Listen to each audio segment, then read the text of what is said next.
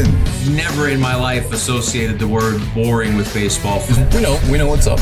Me? Yeah. Famous? Yeah. And I'm like giddy over there smiling like, we're about to win this shit. Did everyone give you crap? Give me a good host story. I'm not picking it up. We both love the game. We talk about it every day. Getting on baseball. Having some popcorn, you're fooling around your phone. I'd have to wait in line for 3 hours. Hang on, because it's about to be a wild ride. Welcome to another edition of West Coast Bias, presented by Baseball Isn't Boring. We're going to talk a lot about West Coast baseball this year. Goes without saying, because obviously it's in the title. But what's happening right now in the baseball universe kind of happens to all fall on the eastern part of the country.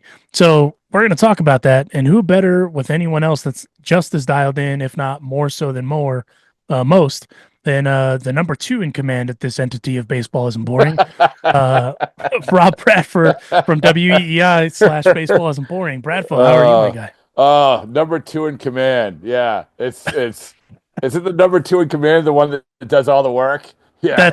Listen. I'm not going. Listen, if we've learned anything about our boss, hey, listen, no, Alonso. Here's the thing: is that as we have found out through our LLCs, our chief commander, Joe Kelly.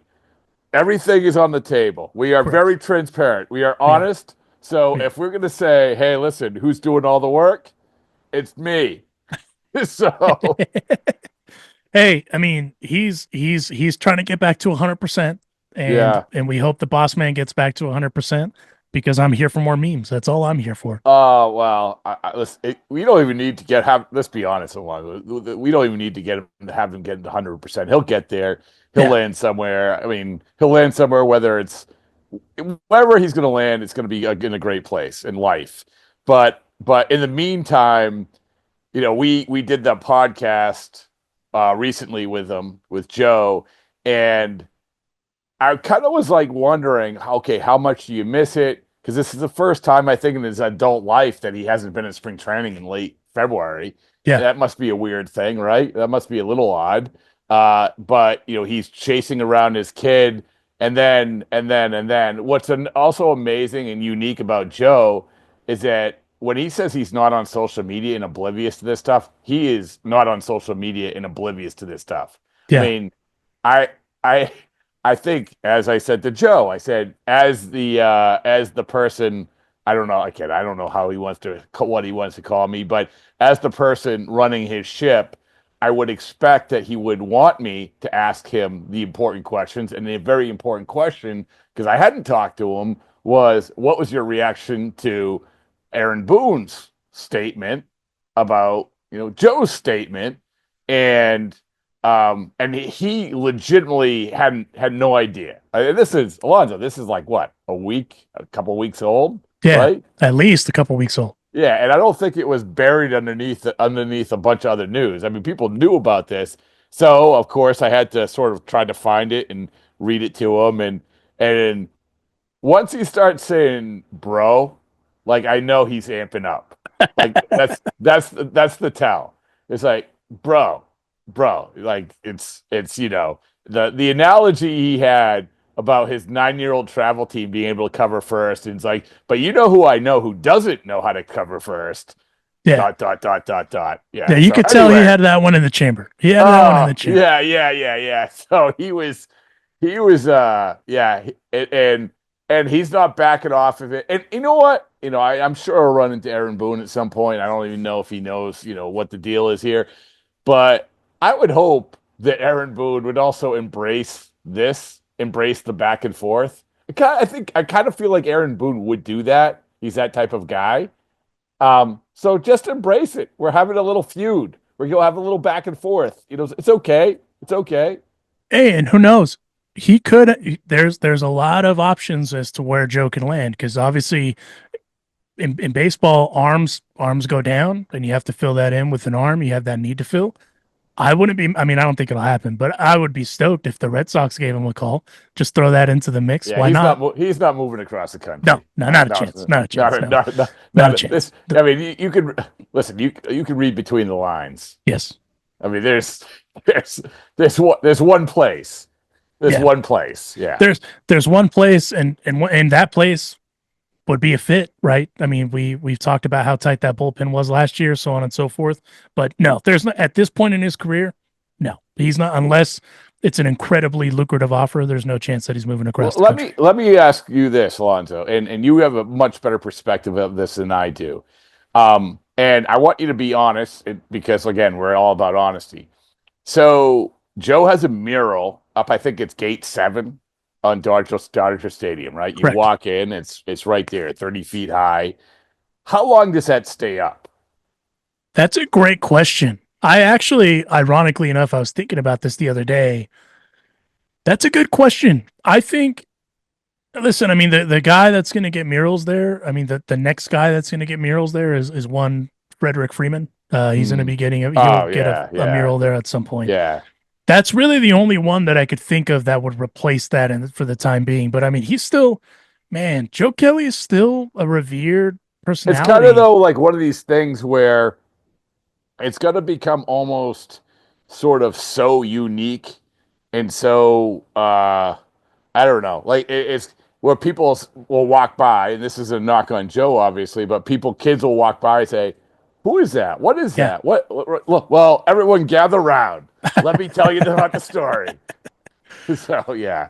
No, and I think that's a good question though. Like when you think about kind of what Joe Kelly means to that place, it's a special thing, right? And obviously you tie it back to the Astros thing. He wasn't even on the team. You know, he went to bat for the team. He's won a chip there now. And so I honestly, I think that's a very fair question as to how long that mural lasts there. And really for me, the question would be, what would they cover it up with? And for me, the only things that make sense are Freeman, Ohtani. But you have other walls. I mean, you have other walls. Yeah, so. No. You have, I mean, but again, that's still a very fair question. How long does that stay up there? Because there's going to come a point where it's like, gather around, y'all. It's story time with Uncle Bradfo. Yeah, let's go. I mean, the next thing you know, we're going to be. Let me tell you the story about this tattoo. Yes. Hey, I'll see all this saggy flesh on my arm. If you make it out, it says baseball isn't boring. Let me tell you that story. By the way, how is the tattoo healing? Oh, it's good. Yeah, you have tats. You have tats. Yeah, my leg. Yeah. So, I mean, I had never gotten one. I'll never get another one because how do you get another one when you have the Michelangelo of tattoos? You know, I mean, you really can't go down to like North Fort Myers here and say, "Hey, I'll give you another tattoo along with the Mr. Cartoon tattoo." But it felt like a sunburn for a while. And then you're just sort of really paranoid. They give you all the stuff, and you're really paranoid about, wait, if I don't take care of this, it's going to wash away. So, yeah, no, it's good. It's a good conversation starter. But I want to come back to some of the dynamic, and this is going to bring it back to East Coast, what's going on. So the great thing about this, and I hope that you get a chance to experience this as well, is the connections that we have through Joe, right? We have all these people who know Joe, who dealt with Joe. I've got to know, and then because I get to know them, then I get to know somebody else, and so forth and so on. But then you have a dynamic where, in case people don't know, like, I cover the Red Sox primarily. That's where I'm based right now in Fort Myers, doing the radio broadcast. And so Alex Bregman gets dropped in. Alex Bregman seems like an awesome dude, an awesome player, everything about it. But don't read the first chapter of A Damn Near Perfect Game, Alex. Please. I'm not going to like introduce it to him, but it is a little weird for me. I one of the things I thought about, so as you recall, a couple weeks ago, I had Robbie Hyde on, and Robbie obviously was lobbying really hard to get Bregman to join the Red Sox. And I mean, candidly, that marriage just made too much sense, right? And we've talked about it a bunch in text and so on and so forth. Now he's a Dodger. And then the literally the first thing that popped into my mind was that chapter, because I remember when we read that book, when we did that conversation when I was with Bleedlos, and I was like, oh, I forgot about this, and let's hope Alex Bregman never asks about this. Yeah. Because that's a again, it's like you said, the dynamic of it all. Because Bregman does seem like a good dude. Like he's a good dude. Yeah, he seems, and obviously he can play ball. But that's so. Let us hope that Bregman. I feel like he may not ask about it, but let's just not bring it up. Yeah, exactly. You don't bring it up, and one of the things about baseball is that it is like such a like short-term memory, fickle sort of thing. Yeah. Guys who hate guys, and I'll give the Bregman is a perfect example of this. After the Houston thing, him and Cora weren't getting along, like for obvious reasons, right? Yeah. He was a player, and all the players got no penalty at all. The guys who got penalty was Cora and Hinch and Beltran because they weren't part of the organization, and so they get all the players got immunity. I know that for Cora, it was like, really, this is what we're doing.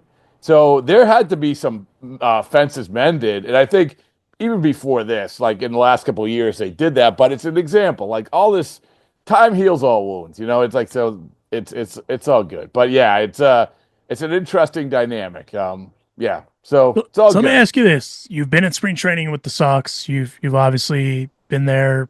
You've been there like almost 2 weeks now. Yeah, about a week and a half. Yeah, week and a half. What's the vibe been like around camp before and after the Bregman signing? I think it was pretty good before, and then it just took up a notch when it got there.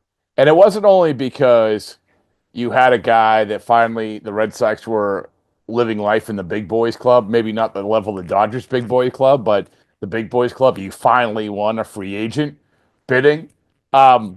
But also just because it was, for lack of a better term, another adult in the room. I think the best teams have that dynamic. Everyone knew that was the case with Bregman, that he was going to bring an instant leadership, kind of like along the lines of what Justin Turner did. It's not like, you get on a stool in the middle of the room and said, okay, everyone gather around, fellas. No, it's not like that. It says, when you know. They knew when Justin Turner got dropped in, but he was a 38-year-old DH. Yeah. Alex Bregman is a better player, a younger player, and everybody, I'll give you, for instance, the Red Sox have these three top prospects, I think, 15 in the game, and Christian Campbell, Marcelo Meyer, and Roman Anthony. Roman Anthony might be the top prospect in baseball. And and the first day, Alex Bregman sits at a table in the lunchroom for an hour with these kids, for an hour, and just talks about baseball, about being professional and everything else. And it wasn't like they organized it. It wasn't like he said, hey, come on. It was this organic moment, which those three young players will never forget. So I think that, to answer your question, I think it's made a huge difference. No, and that's, like you said, it's winning a free agent, right? Like a marquee free agent, if you will, because they've, for lack of a better term, kind of swung and miss over the last couple of years, and they a lot, and they needed that. Well, then now we move ahead to one of the most, I don't want to say bizarre, but one of the most direct press conferences that I've ever seen, in at least in my time working in sports. The Rafi Devers presser. Obviously, Bregman. The innuendo is that Bregman's going to be your everyday third baseman, right? That's the innuendo. That's the talk of the town. And Rafael Devers is not a fan, because when he was asked if he would switch positions or if he would DH, the answer was just a blanket no. In your time, Bradfo, you've been around this for a long time. Have you ever seen a more kind of candid press conference that you've seen from a player? No, I mean, I think that players go into those things, introductory spring training, sort of like the t-shirt gun for the season type of thing. And a lot of times they're like, this is the time I'm going to get my point across. I know I'm going to be asked this. I'm going to make it very clear how I feel. I've seen that plenty of times, and that's always awesome. And Marcus Stroman, that was a smaller example. I'm not going to the bullpen. I'm a starter, but for him, it wasn't like, okay, fine, whatever, man. Like it is what it is. I don't think it's not going to make or break. This isn't like one of the best players in baseball doing this. So you have that, but as we had talked about, the difference for me was how Devers did it. And it's always a weird dynamic anytime you have to go through a translator, anytime you have a different language. It's a weird. I feel bad for Davison Perez. Like that's a tough spot for him to be in. He's a translator, and so, but how he did, and Rafi speaks English. Make no mistake about it. There's like the question, he understands it, but the way that he did it, which was just like, no, DH, no, first base, no, I'm a third baseman. And and and it was funny, like as you were going, and it was just rattling off the nose, like, well, what are you gonna do? No, and like, well, who has control? I'm a third base. It was just all so matter of fact, and it was rapid fire, rapid fire, rapid fire. And then Dan Shaughnessy says out of nowhere, is like, hey, have you had your physical? Yes. How much do you weigh? 140. I'm sorry, 240. And then he gives like the, why are you asking that? Like, it was just like, and then he goes through it, and he gets up, and that's it. Like, there it is. That's it. It's over. It's over. And we're all sitting there and being like, this is a press conference we'll never forget. And those are always the best ones. And then, by the way, the next day, you have Tristan Casas get up there and saying, well, Rafael Devers should play third base. Alex Bregman should play second base. All these prospects, they shouldn't be in the majors. Basically, making roster construction. And honestly, Alonso, the Casas thing made, I think, Alex Cora much more uncomfortable than the Devers thing because he knew the Devers thing was coming. Yeah, the Casas thing, I found interesting because of. And I don't know if maybe, and again, I'm just assuming here, right? Optically, that maybe he's standing up for his guy. That's a locker room leader, so on and so forth. And so I can appreciate that.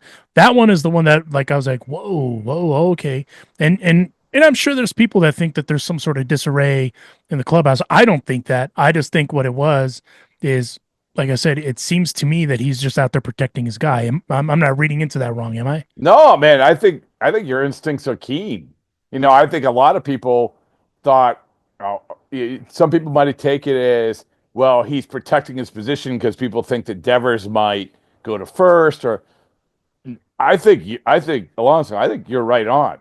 I think he's just like, he knows that Rafael Devers is an important part of the team. He perceives him as a big foundation, a leader in a certain way on that team, one of the best players in baseball, all that, an infield mate. And he was just saying, "Hey, it's a great observation by you because at the heart of it, it's like he had just heard his teammate say, "I am a third baseman. I want to play third base." So what does a good teammate do? A good teammate supports his teammate, right? That's what you got to do. Right, so what you got to do. And now it's not a perfect situation because he's saying Bregman should play second, and there's guys who probably want to play second, Vaughn Grissom and whatever. But still, Devers, in Casas' view, Devers is the ultimate guy that you stand by. And what's interesting, and we said this on the Joe podcast, was that Joe, I remember this, when Joe got in the Tyler Austin fight, and we had that in 2018, he basically said how they had a team meeting after kind of like calling guys out when you have like the bullpen coach beating the outfielders in. And honestly, if we could do the math, that's probably a young Mookie, right? Not running in, right? Right. But he singled out Rafael Devers as a guy, him and Mitch Moreland as a guy who were ready to go. And that's not really how we view Rafael Devers, but that's how his teammates view him. And I thought that was really, really good insight. No, and again, obviously, like I know David Ortiz a couple hours ago, I forgot who was talking with him, basically is siding with Rafael Devers. Yeah. And so, you're going to hear all this noise, right? And really what it comes down to is, what's Alex Cora going to do, right? That's now he's got to find that balance of stuff and just kind of rein it back in because that's the guy that's running the clubhouse, right? At the end of the day, it's Alex Cora. So that's why I'm not worried because Cora, as you know, is a player's guy. I mean, that's a part of the reason why he's been so successful is he has a way of getting dudes to run through the wall for him. I mean, I've never played for him, and I've never played at that level, but having heard some of the stuff that Cora says to guys, I'd run through a wall for him. So I mean, if I feel that way, that clubhouse absolutely has to feel that way too. Yeah, absolutely. And it brings up, the importance of, and maybe this is a completely different topic and a bigger podcast, whatever, but it brings up the importance of a major league manager. And we had, as we tape this right now, Aaron Boone had been extended. Yeah. And so did the terms ever come out about him, or? I haven't seen the terms anywhere yet. Yeah, I know it was for a couple of year extension, but still, when Cora signed his extension, it was $7 million, just over $7 million, and the only other manager that was making as much as $5 million was Craig Counsell, and I remember talking to Scott Boras about this at the All-Star game because they were still leveraging or helping his buddy Cora, and said, managers are so dramatically underpaid, and Alonso, how can you argue that? I mean, how can you argue that? It's like these guys are getting paid like middle relief pitchers. Yeah. And their impact on the organization, as we're talking about, is huge. So again, maybe a bigger conversation. I don't know. No, and even then, I mean, Dave Roberts is going to set kind of the market with some of that. But granted, he's also an outlier because of what he has to deal with. Him and Aaron Boone are really the only two guys that have to deal with what they have to deal with day in, day out. And that, for me, I was a little surprised it was only 2 years with Aaron Boone. I think it's until 27. That I was a little surprised by. But then again, nothing really surprises me with this current iteration of Yankees. I don't know. There's a lot of things that I just kind of sit back and I'm like, huh. Whereas with the Dodgers, I feel like it'll truthfully, I think it's going to be probably a 3 to 5 year extension with Dave. And it'll probably obviously surpass whatever Counsell's getting. I think it was 5 years, 40 is what he got. But to your point, they're being paid like middle relievers. I think Blake Trinan, if he would have had a 3 year deal, would be making more than Craig Counsell. Right. And that's no disrespect to Blake Trinan, no, but not at all. But you're right. And I wonder, because I know Cora talked to Boone, and Cora had the opportunity to actually sign a 5 year deal, and he signs a 3 year deal. And I wonder if there was any sort of advice or, hey, listen, you don't want to be locked in on this. You want to make sure you have the good teams. You want to make sure you hit your contract year with a good team. Because if you don't, it's kind of like a bench coach. The bench coach dynamic is so funny to me because 1 year you can have a bench coach who is the hottest commodity for managerial jobs. And then if that team that they're the bench coach have a terrible year, it's done. Yeah. And I'm going to tell you a story like that. I remember, I used to talk to Cora when he was at ESPN a lot. When he could become manager, relationships changed a little bit. But I remember him. He was up for the Houston bench coach job. And I remember having a conversation about this thing. He wasn't saying, hey, you know what? You got to tell me whether or not I should take this job. But we were talking about it.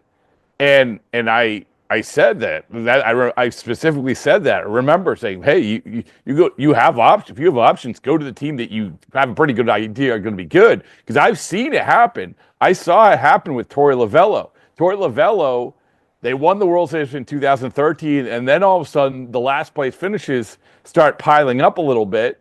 And really, what saved Torey was that you had. He took over for John Farrell when John Farrell unfortunately got sick, and he did great. And all of a sudden, everyone noticed he was a great communicator. He did great. Everyone responded to him. Then Mike Hazen got the job, and then he resurfaced himself. But for a couple of years there, he went from the hottest commodity to nothing. And, that's the thing Dave Roberts has going for him, right? The Dodgers will never be bad. So, yeah, he can do whatever he wants. No, and I'm about to say is, that's where he's truly an outlier because if we learned anything over the last two off seasons, the Dodgers are just going to spend whatever they need to do to field the best team they possibly can. And apparently it doesn't matter what that price is, right? So that's why that's a little bit of an outlier. Whereas with the Yankees, again, I don't know. I can't really pinpoint like what the strategy is, I guess, if that makes sense.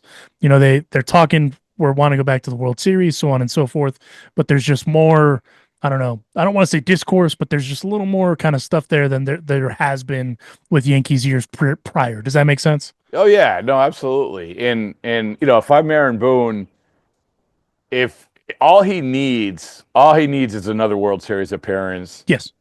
And then he's set up for his next contract, whether it's there or somewhere else. Yes. And Dave Roberts is, you have a guy who's going to be in the Hall of Fame, I think. I agree.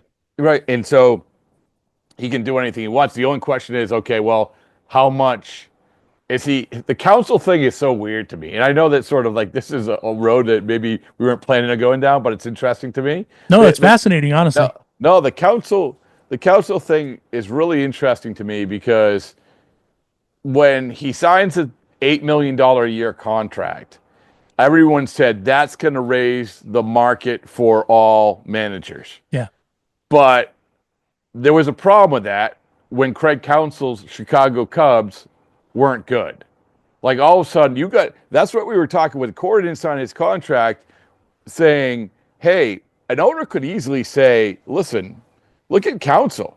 Look at the Cubs. It's not worth it. Why should we do that? It's not worth paying this guy a record-setting fee. So, but at the end of the day, what happened was Cora's contract was really important because he got close to Counsell and far more than the next guy. Yeah. So it is moving in the right direction. And now I wonder, okay, Dave Roberts is such a unique situation. Yes. Right? I mean, because it's I think the thing that he has going for him, why a lot of people would say, well, look at this talent, look at this payroll, look at everything else. Well, if I'm Dave Roberts, I'm like, oh yeah, why don't you roll back the DVR to the entire World Series of 2024 and talk to me about bobbing and weaving my way through that thing with that pitching staff. Yeah. So, yeah. No. And we also forget the integral part of what the managerial role really kind of brings to the table. Like, I was thinking about this because obviously it is a different era, right? But that Netflix documentary that they did on the '04 Red Sox and how involved Tito was with the guys. Like that's it. Like for me, the clubhouses that I've been fortunate enough to be around, the ones that are good is when you have that manager that's a communicator, but also the players know they can go to their manager and talk about whatever it is they need to talk about. And Tito doesn't hold back in any way, right? Tito is very through the front door. You'll have those uncomfortable conversations, whether you like it or not, whether he likes it or not. And that's where kind of, you learn. And obviously Dave was in some of those clubhouses, so you got to see that style, so on and so forth. And so that's where I think it's a little different. Whereas Boone seems the same way to me. Boone seems that he's very through the front door. He's not afraid to kind of inject himself into the discourse, if you will, as we're seeing with what's happening with our boss. And it's one of those where that's a little different. Cora, although he's reserved, he is also not afraid to tell you how it is. Like we've seen that in press conferences too, where all that's there. Point is if you're willing to do that in front of the cameras, you're absolutely going to do that in the clubhouse, because those guys, if they see that you're phony, they're just not going to play hard. No, and it's a great point and great observation by you, because I think that a lot of the managing thing, like we've seen managers come and go where they've gone from this unbelievable manager to why did you get fired? A lot of it is the right place, right time. Absolutely. A lot of it is and not only right place, right time, but right generation, right time. This is what's interesting is that you have, if you go back and look at the last few years, the Final Four teams, the vast majority of them are older guys. Yeah. But I think that you say, well, you're contradicting yourself because it's right generation, right time. Well, I think the thing is that what makes those guys so good is that they understand exactly what you're talking about, of when to push the button, when to go through, when to delegate like crazy, and which is an important thing of understanding, like, this is important. This is the important thing. This isn't the important thing. And I think a lot of times when you get a lot of these managers who are gung ho in there and they, oh, I'm going to relate, I'm going to relate, I'm going to relate, I'm going to relate, and we're going to do this, and we're going to do this, and we're going to do this. It's people are looking at me like, what? And I'll give you an example. It's like you have the former White Sox manager. It's like I like him, like I liked him, but I felt like it was like I remember we did a podcast with him, and it's like we're going to do this, and this is. Boom, boom, like it almost was like a football speech. Yeah. But we're not biting off anyone's kneecaps in a 162 game season. So yeah. No, it's like I saw the hype video that the Dodgers put out with Dave Roberts talking to the group, and then other players are standing up and saying whatever they need to say too, right? And you see that, and that's expected when you first get to camp. You have everyone there. You're trying to set the tone for what you want the season to be. But in season, you'll also hear from Dave when they're asking you about the inevitable thing about injuries of, hey, how do you feel about this? Are you concerned about that? And he'll allude to it where it's like, hey, right now we're just trying to get these guys right because the time that matters is October. Right now we're playing to get into October because then that's when you start pressing those buttons again and doing all that stuff. Because at the end of the day, it's a grind. I mean, it's a really long grind, and people forget that too, right? I mean, we're in February, and we're already talking, spring training. But I mean, think about that. February to October is a very long time. That's a lot of games, and of course, dudes are going to get hurt. But those really good managers know when to push those buttons, like you said. And it's not the time isn't necessarily now, but it's just to set the tone for the season now. Yeah, you're right, and so that's why if you have a press conference like Devers or Casas or Stroman or whatever it is, you understand. Listen, dude, it's February. It's February. Yeah. Now, I'll say this. You said, big part of it is setting the tone, setting the ground rules, and making sure everyone says, okay, we're going to hold ourselves accountable throughout the entirety of this season. And that's a huge part of this too. It's that you have to say, get in there and just say, hey, and Dave Roberts, what Dave Roberts has to say, I trust you guys. Hey, to not get caught up in the we won the World Series and aren't we great mentality. I trust you guys. And if you aren't doing it, then that's when I'm going to step in and reel it in. Before I say you lose, Bradfo, there's another East Coast thing that's happening. We talked about it, and this is one of the reasons I wanted to talk to you about it. Talked about it about a month ago, where the Blue Jays were able to get Ohtani to come to them to look at everything that's going on there, and that's a win in itself. You got the unicorn. Get to go to Dunedin. I mean, that's the biggest win of all time. and obviously they didn't close the deal. And then they were in kind of at the end on Roki Sasaki. They were in on Yamamoto, so on and so forth. There's all these things where they've been in on guys.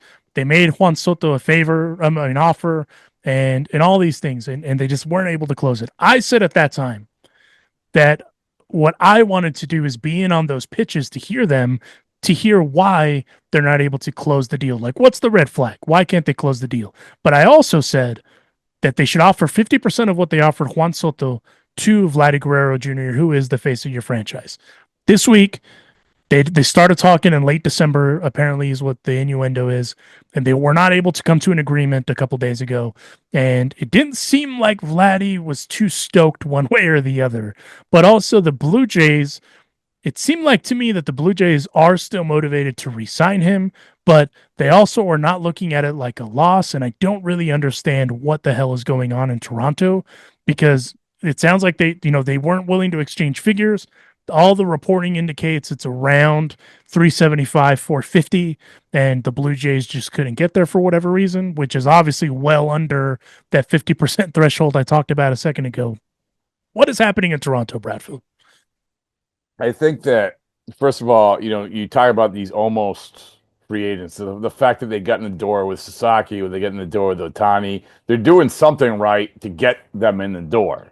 Yeah. I think that ultimately why they aren't able to close it, or why they aren't able to close a lot of these things is it's Toronto, man. Like, Toronto's a great city, but it's Toronto. It's not LA. It's not New York. It's not these places. And when you're competing, especially for those Japanese players, well, you can go all the way to Toronto and it's completely all the way up there, or you can go to LA. That's a tough sell in itself. But when it comes to Vlad, this is what I would say, because I live this life with the Mookie stuff, is that you just basically have to say, hey, this is the absolute best offer that we can do. This is it. That's it. This is the best offer. And when you present that, and I'm talking about now, doing that now, present that to him. And if he then says no, then you say, okay, thank you. We are trading you. Because and this isn't, it's just bad business to hang on to a guy that you aren't going to sign, that you're hoping that you're going to be competitive with, because you can get, right now, this is when you're going to get the most value. There's no question about it. You got, the team is getting Vlad for a year, qualifying offer, all that nonsense. So you can do that, and you can get enough players and enough value back, which will still make you a good team in 2025, and by the way, well beyond. I would want Vlad. Fine. But am I wrong? I mean, I just don't understand why more teams don't do this. I honestly, when they did the whole presser with the step and repeat and everything, I mean, even Passan was there, right? So that's how you know it was a big deal. Yeah. Shout out to Jeff Passan. I was surprised, candidly, that they came out and had that presser, because what they should have done, in my opinion, is they should have traded him and then done the press conference and explained why. Because to me now obviously the fan base is like, whoa, what? Like we could not re-sign the face of the franchise. Why? Like there has to be an explanation as to why outside of money. And I mean, listen, I mean, you and I both know guys are always they know their value. They know what they're going to ask for. They know that, they've already the agent that reps them has already done the market research. And if you're a Scott Boras guy, you have an exponential amount of market research, so there's all this data that's there.